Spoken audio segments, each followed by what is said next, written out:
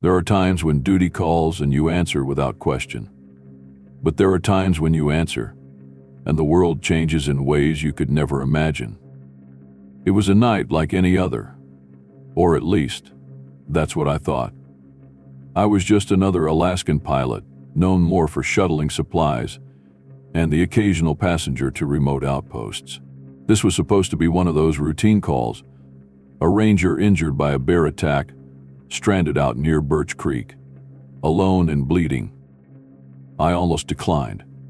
I'd just come off a long flight, and the idea of pushing through one more was, at best, unappealing. But something made me pick up the radio and confirm I'd go. Something I'd regret for every sleepless night to follow. I knew the skies well. I knew the sound of my engine, the rhythms of the wild. But as I took off into that blackness, there was a chill in the air, colder than the Alaskan wind should have been. And when the first flash of lightning illuminated the cockpit, I could swear I wasn't alone. The evening was cold, the kind of biting chill that sinks into your bones, even out here in Alaska where cold is just part of life. The sun was dipping behind the mountains, and the sky above me darkened into deep shades of blue and gray, bruised with storm clouds gathering over the rugged peaks. I was in my small plane, a sturdy single-engine Cessna, worn but reliable, and that steady hum of the engine was my only companion, its rhythm as familiar to me as my own heartbeat. My name's Henry. I've been flying these remote routes for years, ferrying supplies and sometimes the occasional passenger out to places others can't or won't reach. It's a quiet life, isolated, and that's how I like it. It suits me. Maybe because it keeps the world at arm's length. Lately, well, let's just say there are some things I'd rather not face. But that night, I was looking forward to a rare quiet evening, maybe my first in weeks. I'd just gotten home when the radio crackled to life, sharp and insistent, cutting through the silence. I picked up, expecting the usual chatter, or maybe just a check-in from one of the few nearby stations. But this wasn't a check-in. It was an emergency call a ranger stationed out by Birch Creek. The dispatcher's voice was shaky as he relayed the message. There had been a bear attack. A lone ranger, wounded and stranded, was out there in the wilderness, bleeding. They didn't know if he'd make it through the night without help. The dispatcher asked if I could get there, bring him back before it was too late. I knew the area well enough to know how hard it'd be to get to him in a storm like the one rolling in.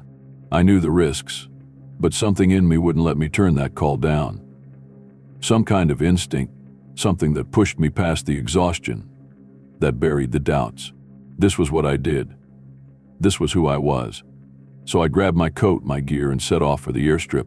As the first raindrops began to fall, I climbed into the cockpit and started the engine. As I lifted off into the darkening sky, rain streaked across the windshield, and that quiet hum of the engine became the only sound, steady and familiar, echoing through the cabin. But as I climbed higher, something felt off, a strange sort of pressure in the air. I'd flown in storms before, heavy rain, fierce winds. But this felt different. Like something I couldn't quite put my finger on. I shook it off, though, telling myself I'd done this 100 times. But in the back of my mind, a thought nagged at me, maybe, just maybe, I'd already made a mistake. I'd been in the air less than an hour, skimming just over the mountain ridge with the lights of town shrinking behind me, fading into the blackness. I thought I had time to reach Birch Creek, time to land, and time to get back. But up there in the dark, with only the faint outline of peaks beneath me, the world started to shift. One moment, the skies were calm, my plane steady. The next, the storm erupted from nowhere. It was as if the sky tore open. Winds hammered against the wings, and the plane jolted, shuddering as if it was being shaken by some invisible hand. Rain lashed the windshield in angry sheets, and the control stick twisted under my grip, fighting me, as if it had a mind of its own. My heart hammered in my chest as the plane pitched and swayed, altitude gauge swinging erratically, showing me heights I didn't want to see, then plunging down in wild, heart-stopping drops. Lightning cracked somewhere too close, illuminating the cockpit in a flash of blinding white. For a split second, I saw the mountain range below, jagged and merciless, stretching out like a trap. In that flash, the peaks looked alive, twisting beneath the plane like they were reaching for me. Then, darkness again, and the engine gave a low, strangled cough that froze my blood. I knew my plane. I knew every sound it made, and that sputter wasn't just the storm, it was the engine struggling, the old girl laboring against the pressure, against something I couldn't control. I gripped the stick tighter, knuckles white, whispering to myself to hold steady, to breathe. But the wind, it kept battering us, pushing harder, relentless. I scanned the instruments, desperate, hands shaking. Out there, somewhere in the dark, was Birch Creek. But in that moment, I wasn't thinking about the Ranger. I was just trying to keep the plane steady, trying to stay alive. Another flash of lightning lit up the world around me, and in the split second of blinding white, my heart leapt. Below, I saw a clearing. An airstrip blanketed in snow, like some ghostly mirage. I had no idea how close it was, but it was a place to land. And right then, that was all that mattered. With my grip iron tight, I fought the controls, guiding the plane down. I could feel the resistance, the pushback of the wind, the pull of gravity, like something was actively working against me. My pulse thundered in my ears, each second stretching on, the airstrip coming into view, then fading into darkness as the clouds closed in. My eyes locked onto that patch of white in the darkness, and I pushed down, gritting my teeth as the storm howled around me, as if the very air wanted to tear me apart. The snow-blanketed airstrip grew closer, looming up from the blackness beneath me, an eerie, empty field of white. I held my breath, felt the wheels touch down, and then silence. For a moment, everything was still. The storm roared above, but here on the ground, there was a strange, heavy quiet. I sat there in the cockpit, hands trembling, trying to make sense of it all, trying to understand how I'd even made it down in one piece. But that silence didn't bring relief. It brought something else, an awareness, like I was being watched, like whatever had brought me down here was waiting, just beyond the edge of that snow-covered strip, hidden in the shadows. I couldn't shake it, that feeling. Alone, stranded in the middle of nowhere, a storm raging overhead, and yet, somehow, I knew I wasn't alone. And as I looked around that eerie, untouched stretch of snow, I knew this place. This wasn't a place people were meant to be. When I finally opened the cockpit door, I was greeted by a vast, unsettling silence. The storm howled somewhere above me, but down here, everything was still, heavy, like the air itself had turned to ice. I stepped out into the snow, boots sinking in as the cold bit through my clothes. Every step felt loud, exaggerated in the dead quiet, as if I was the only living thing for miles. And in that silence there was something else, something that didn't belong. It was then that I caught it, a faint, acrid smell drifting on the frozen air. Smoke. A strange, sharp scent that stood out against the crisp, natural smell of snow and pine. I followed it, eyes scanning the darkness, and then I saw it. Just ahead, through the haze of the falling snow, a dim light flickered in a window, barely visible, almost hidden by the shadows. A worn wooden building, some kind of research station, maybe an old outpost, forgotten in the wild. It didn't make sense. Nothing about this place did. It was like it was dropped here, out of nowhere, as if it was waiting for me. Every instinct told me to turn back, to get in the plane and leave. But I couldn't ignore the light, the faint promise of warmth in a place so cold it felt unreal. So I made my way forward, boots crunching through the snow, heart pounding louder with every step. I reached the door and noticed something odd. Just above the handle, jagged scratches marred the wood deep, frozen claw marks, cracked and faded, as if something had scraped at it again and again. I swallowed hard, that cold settling into my bones in a way that had nothing to do with the weather. Whatever had left those marks, it wasn't human. I reached for the door, pushing it open slowly, and stepped inside. The warmth hit me first, thick and stale, smelling faintly of smoke and something sour. The room was dimly lit, cluttered, filled with equipment I couldn't recognize, scattered papers, and a man standing in the shadows, watching me. Before I could say a word, he stepped forward, shotgun raised, eyes wild and darting. His face was hollow, unshaven, worn down in a way I'd never seen. He held that gun steady, aimed right at my chest, and spoke in a voice that cracked with distrust. "Who sent you?" he asked. His voice was thin, barely a whisper, yet filled with something deeper fear. Pure, unfiltered fear. I raised my hands, trying to show I meant no harm, but he didn't lower the gun. I told him I was here on a rescue mission, but that didn't seem to ease his mind. If anything, he tightened his grip, his eyes narrowing as he studied me like I was some kind of threat. I could see his hands shaking slightly, and I got the feeling that it wasn't just from the cold. This man, whoever he was scared, really scared. Finally, after a long, tense silence, he motioned me inside with the barrel of the shotgun, and I stepped further in, glancing around. The place looked abandoned, neglected, like no one had touched it in years. The walls were lined with peeling paint, papers were scattered everywhere, and the few pieces of furniture were covered in a thick layer of dust.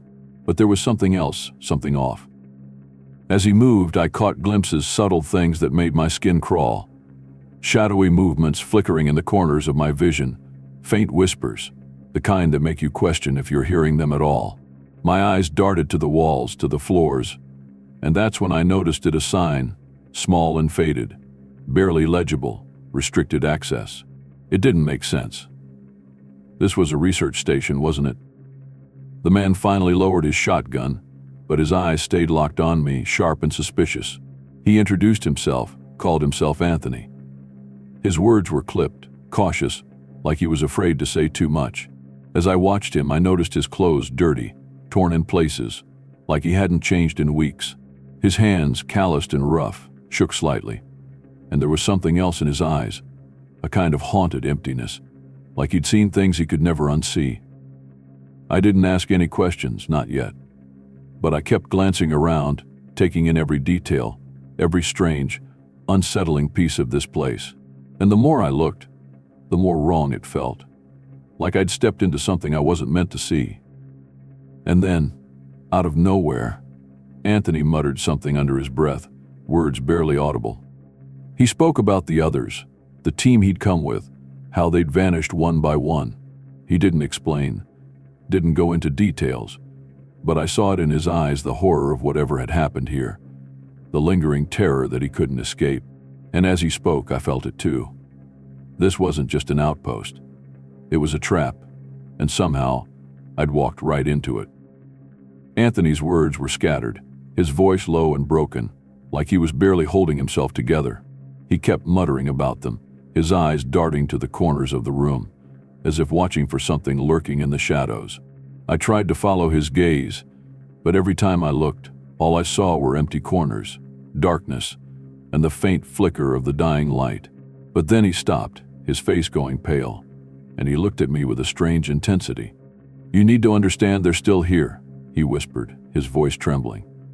"They came with the storm, you see. They only hunt in the shadows, in the dark." A chill ran down my spine, something colder than the Alaskan air. I tried to ask him who they were, but his expression grew distant, his eyes hollow, like he was lost in a nightmare he couldn't wake up from. He looked past me, through me, to something only he could see. And then, without warning, he grabbed my arm and dragged me down a narrow hallway, deeper into the station. His grip was iron tight, his movements frantic, like he was possessed. We passed dark rooms, empty and echoing with a strange, hollow sound, each one darker than the last. Finally, he stopped in front of a door, hesitating, his hand hovering over the handle. He pushed it open, and the stench hit me first, a sharp, foul smell that made my stomach turn. I tried to pull back, but he held me firm, forcing me to look inside. And that's when I saw it. The room was filled with remains, skeletal remains, piled against the walls, fleshless and arranged in a way that made no sense, as if they'd been carefully placed like some kind of twisted offering. I couldn't look away. Bones, skulls, empty eye sockets staring back at me, hollow and accusing. The air felt thick, oppressive, like the walls themselves were closing in. My heart pounded, each beat echoing in my ears, drowning out everything else.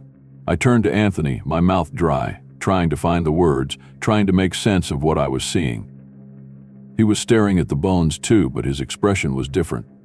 Not horror, not even fear, more like resignation. He spoke, barely more than a mutter, almost to himself. "They come at night," he said. "They came for all of us, one by one. They move in the dark, silent, unstoppable. They're waiting, always waiting. And I'm the last." I could see the madness in his eyes, the haunted look of a man who'd seen things he couldn't forget, things no one should ever see. And then he turned to me, his gaze sharp and tense. "There's one left," he said, his voice barely a whisper. "One of them still here. But I won't let it take me. I won't be the last one." Before I could react, he moved. His hand reached for a switch on the wall, something I hadn't noticed before. He looked at me, a strange, manic smile on his face. "I'll let it out," he said, his voice shaking. "I'll end this once and for all." My stomach twisted, realizing what he was about to do. My hand went to my side, instinct taking over, fingers curling around the cold metal of my gun. As he lunged toward the switch, I barely had time to think. My hand trembled, heart racing, and in that split second I pulled the trigger. The gunshot echoed, deafening, reverberating through the empty station, cutting through the silence.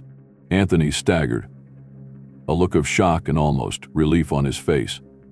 He crumpled to the floor, the sound of his body hitting the ground drowned by the ringing in my ears. For a moment, there was nothing.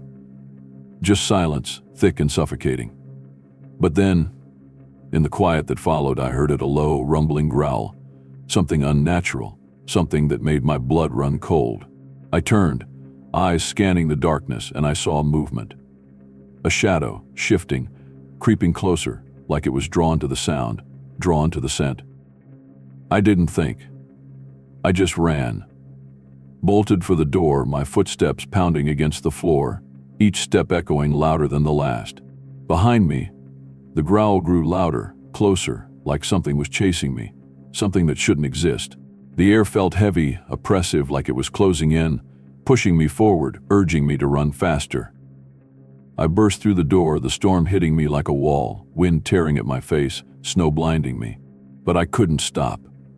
I could still hear it behind me, that low, menacing growl, growing louder, closer. I stumbled through the snow, my eyes locked on the faint outline of my plane, the only chance I had to escape. I threw myself into the cockpit, fingers fumbling as I reached for the ignition. My heart pounded as I twisted the key, the engine sputtering to life, coughing, struggling, as if it too could feel the terror closing in. I looked out the window, and for just a second, I saw it, a dark, shifting form, slithering through the snow, its eyes locked on me, unblinking. The engine roared, and the plane lurched forward, wheels scraping over the snow as I forced it down the makeshift runway. I could feel the weight of the thing outside, pressing against the plane, reaching for me, but I didn't look back. I couldn't. I kept my eyes on the sky, praying, begging as the plane lifted, as we climbed higher, leaving that nightmare behind. I don't know how long I flew. I don't know how I made it back. But when I finally landed, the lights of Fairbanks shining in the distance, I knew I'd never be the same. That place, those shadows, they're still out there. And sometimes, late at night, when the wind howls and the shadows grew long, I can still hear that growl, low and hungry, waiting in the dark. The storm outside pounded against the plane, but I didn't have a choice. My only thought was to get out, to put as much distance as I could between myself and whatever lay hidden in that shadowed snow. My hands shook as I reached for the ignition, my mind barely able to focus over the sound of the low, rumbling growl that seemed to echo around me, closing in, pressing on every side. I twisted the key, praying for the engine to start. It sputtered, choked, then died. My heart stopped. I looked out the window, saw that shifting form gliding closer, dark and impossible, blending into the night. I tried again, forcing the key, my fingers numb, the sweat freezing on my skin. This time, the engine roared to life, a powerful blast of sound breaking the silence. I pushed down on the throttle, feeling the plane lurch forward, wheels struggling against the snow. Out of the corner of my eye, I saw it, the shadow lunging forward. a dark mass moving faster than anything should. My mind screamed, every instinct telling me to run, to push harder. But the plane's wheels fought against the snow, slowing me down, like it was trying to keep me there. I gritted my teeth, forcing myself to look forward, to keep my focus on the empty, open air just beyond the runway. Just as I felt it reach the edge of the plane, felt its presence pressing against the thin metal, the plane lifted. We were airborne, just barely skimming over the snow, but it was enough. I looked down, saw that dark, shifting form vanish back into the trees, swallowed by the storm. But as I climbed higher, the tension didn't leave my chest. I couldn't shake the feeling that some part of it, was still with me. The flight back to Fairbanks felt like a lifetime. I kept glancing over my shoulder, half expecting to see that shadow creeping through the cabin, to hear its low, guttural growl just inches from my ear. But the plane was empty. Just me and the endless, cold sky. When I finally saw the lights of Fairbanks, relief washed over me. But it was tinged with something else, something dark, something that felt like a warning. As I taxied to the hangar, I couldn't shake the feeling that whatever I'd seen, whatever had chased me, it wasn't done. I cut the engine, the silence settling in around me, heavy and unsettling. I climbed out, legs weak, heart pounding, feeling as though I'd left a part of myself back there in the snow. The mechanic was waiting by the hangar, his flashlight casting eerie shadows across the tarmac. He didn't say anything at first, just nodded as I approached, his gaze fixed on the plane. But when he saw the trail of black smoke seeping from the engine, his face changed. He leaned closer, inspecting it, his brow furrowing, and then he looked back at me, eyes wide, something like fear creeping into his expression. "This isn't over," he muttered, barely more than a whisper. His words sent a chill down my spine, the kind you can't shake, the kind that sticks with you long after the danger has passed. I didn't ask him what he meant. I didn't want to know. I just wanted to go home, to put it all behind me, to pretend none of it had ever happened. But that night, as I sat alone in the quiet of my cabin, staring into the darkness, I could still feel it. The silence wasn't comforting, it was heavy, pressing down on me, whispering secrets I wished I didn't know. The wind outside picked up, whistling through the trees, and for a moment, I could have sworn I heard that same low growl, echoing through the night. I wanted to believe it was just my imagination, just the after effects of a long, grueling night. But deep down, I knew better. Whatever was out there, lurking in the shadows, it hadn't forgotten me. It was waiting, watching, hidden in the dark, biding its time. And in that silence, in the depths of that cold Alaskan night, I knew one day I'd have to face it again. So now I wait, night after night, always listening, always watching the shadows. Because once you've seen what hides in the dark, once you've felt it creeping closer, you can never truly escape. And sometimes, when the wind howls just right, and the shadows grow long, I can feel it, just beyond the edge of the light, waiting for me. So, after hearing it all, I have to ask, what would you have done in my place? Would you have taken that flight? Would you have stepped out of the plane and walked toward that light? Or would you have turned back and tried to escape before it was too late? Share your thoughts down below. I want to know what you think about this terrifying tale, and maybe what you would have done differently. And if stories like these pull you in, if you enjoy tales that keep you up at night, don't forget to like, subscribe, and hit the notification bell. I've got plenty more spine-chilling adventures to share, and you won't want to miss a single one. Tell me, though, do you believe that the shadow creatures are still out there, waiting in the dark? Because I do. And as I sit here sharing this story, I know I'll be listening to the wind tonight, just in case.